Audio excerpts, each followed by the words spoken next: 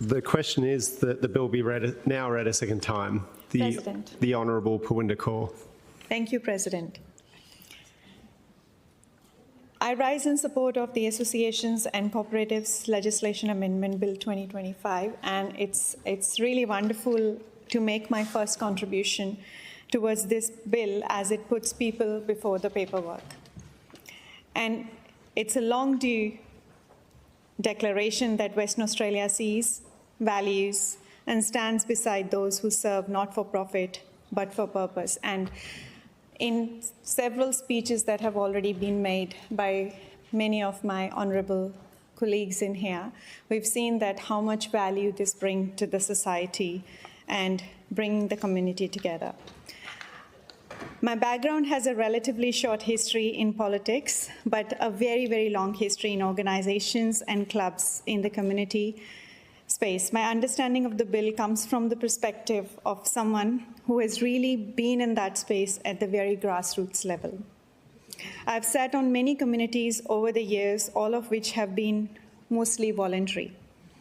The people who contribute to those organizations find themselves there because they have either put their hand up to sit on that executive committee as a president, vice president, or a treasurer, or perhaps their hand has kind of been raised for them to help out in that capacity.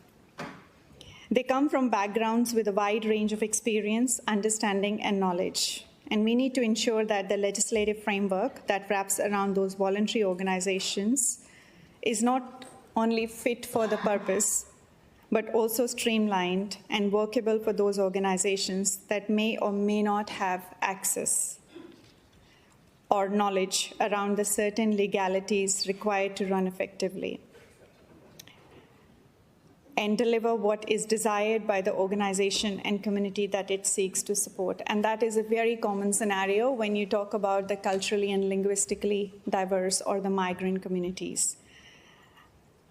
The Association Incorporation Act allows incorporation for a religious, educational, charitable, or benevolent purpose, the purpose of promoting or encouraging literature, science, or the arts, the purpose of providing medical treatment or attention, or promoting the interest of persons who suffer from a particular physical, mental, or intellectual disability or condition, the purpose of sport, recreation, or amusement, the purpose of establishing, carrying on, or improving a community center, or promoting the interest of local community, and so on. That pretty much covers of so many different organizations, charities, and not-for-profits that we have been hearing about. And it is so lovely to have people who are working at the grassroots level being acknowledged in this chamber today across different speeches. When I was reading the bill, I feel like this is not just tidying up of the legislation or the rules. It's more like a value statement that I felt very connected to. In 2023 alone, 14 WA associations entered voluntary administration, which is triple the number from before the pandemic. And that's not just a failure to support the people who support us. It's a huge onus on us that we make it easy, we modernize it, which is fit for today's world, to be able to support these people who are supporting the community thread. And as per the list in the table in the Parliament on the 13th of March 2025 by the Minister for Commerce, paper number 1823, which reproduces the Schedule 1 incorporated associations that appointed a voluntary administrator during calendar year 2024, extracted from the Consumer Protections Compliance Database. I found that most of the associations which entered into that voluntary administrations were either sports and recreation clubs or the environmental or community services, which helped in the conservation aspects, arts and culture, and the disability support, some of the very, very important services that are much needed in today's world.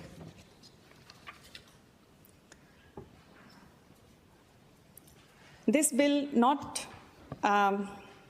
just responds with more bureaucracy, but with better balance.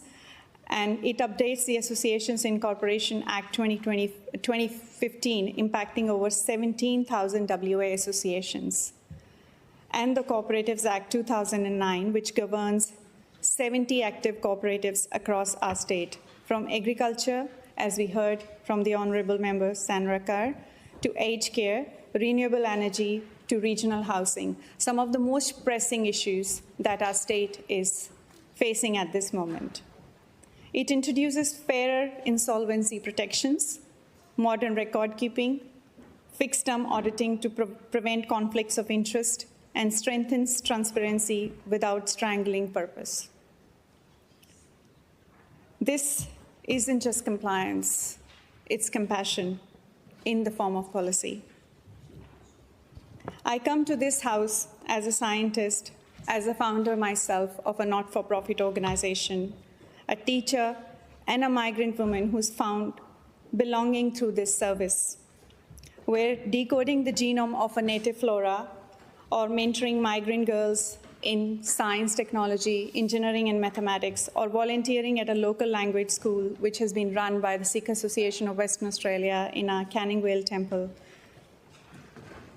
From youth coding clubs in regional Western Australia, run by She Codes, and Tech Trails initiative run by the Women in Technology of Western Australia, I've seen this collective effort is the engine of all the change. No innovation, no movement, no social uplift ever happens alone.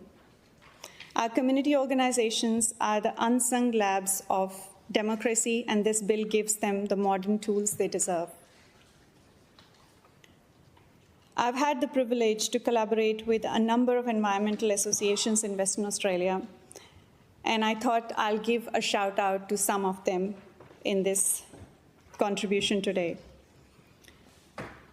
These organizations are helping several native flora and fauna, whether it is through the Gilbert Spottaroo Action Group or through the Conservation Council of Western Australia, which is WA's peak non-government conservation and environment organization. Australian Conservation Foundation, ACF, which is a national organization with a strong presence in Western Australia. And we've also heard a shout out to Urban Bushland Council, WA, a peak community organization focused on urban bushland. Another one of my favorite ones, as I've worked with several bird species which are facing endangerment at this moment, is BirdLife Australia, which has been dedicated to bird conservation. And they have been doing some really wonderful work in our state. I'm sure many of the members must have heard of the Western Australia's Naturalists Club, a community of naturalists involved in conservation and education and playing a really important role in raising awareness in the wildlife conservation context. As Perth sees one of the most beautiful springs because of the wildflowers that come in to bloom in this beautiful state, Wildlife Society of Western Australia has been doing some really wonderful work on wildlife conservation and education. I'm sure many of you have been to Moore River and heard of the Friends of Moore River, an active group working on environmental issues related to the region. I've had the opportunity and the privilege to put the world's first DNA map for Western swamp tortoise. And it was incredible to learn about the work of Friends of Western Swamp Tortoise, which focused on the conservation of the critically endangered Western swamp tortoise. We've got some of the most wonderful orchids, and WA Native Orchid Study and Conservation Group focuses on these native orchids. Wetlands Conservation Society, Environs Kimberley, Australian Wildlife Conservancy, Bush Heritage Australia, and the Wilderness Society of Australia are some more organizations that have been advocating for the protection of wilderness in our region. And we've got several other local and community groups like Land Care Australia, Conservation Volunteers, Mallee Fowl Preservation Group, Men of the Trees, grassroots community environmental advocacy organization, and many other community-based organizations which have been advocating, raising awareness, and promoting appropriate technology and sustainable development in these areas. And I think it is really wonderful to see in this bill that there will be less red tape.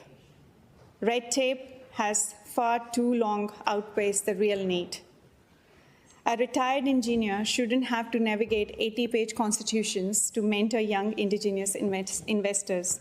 Even I found that really, really difficult when I was providing my services to mentor migrant women in the science, technology, engineering, and mathematics community.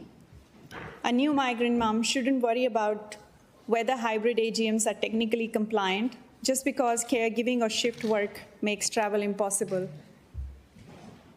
This bill clears the path. It allows flexibility in how meetings are held, how documents are signed, and how members vote without compromising accountability.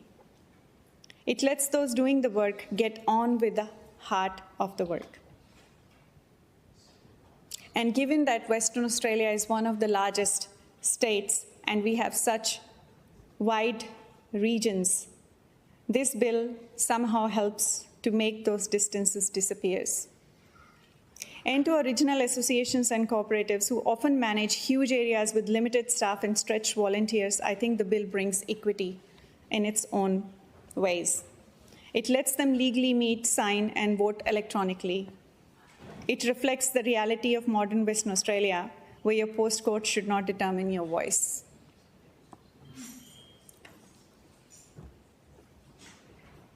It says to regional Western Australia that your voices matter and will make sure they are heard loud, legal, and clear.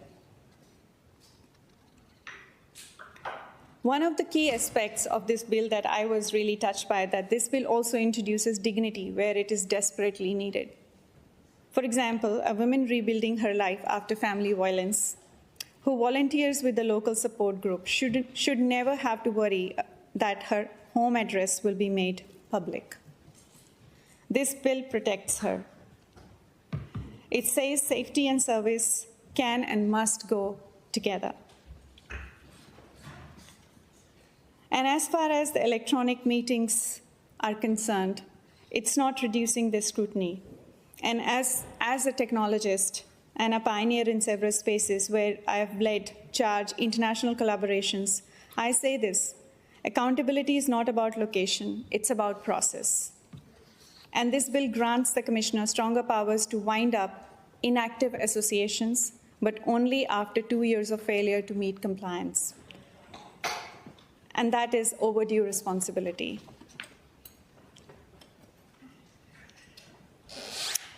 This bill creates a smarter scaffold so the energy of our volunteers isn't wasted on red tape, but invested in real outcomes. This is a bill for the future. This is a bill for those innovating on the edges, for the clean energy cooperatives forming in the Southwest, for the youth alliances using AI to teach digital literacy, for the First Nations cultural associations archiving language and storytelling. This bill ensures that the law grows with creativity, not against it. And as I close my contribution, I would like to say this bill is a form of a thank you. It's a quiet thank you to the everyday change makers about whom we've heard from several members, and I love the shout outs to individuals who've been working day in, day, night and out. To the volunteers in a high-vis vest or a women wearing a hijab, to the single parent who still finds time to sit on a committee, to the retiree delivering meals on wheels with care, and the young person finding their voice in a youth-led cooperative. This bill recognizes them. It reflects the values they live every day: community, service, and showing up for one another. I commend the bill to the House to acknowledge the people who make our community stronger. Thank you.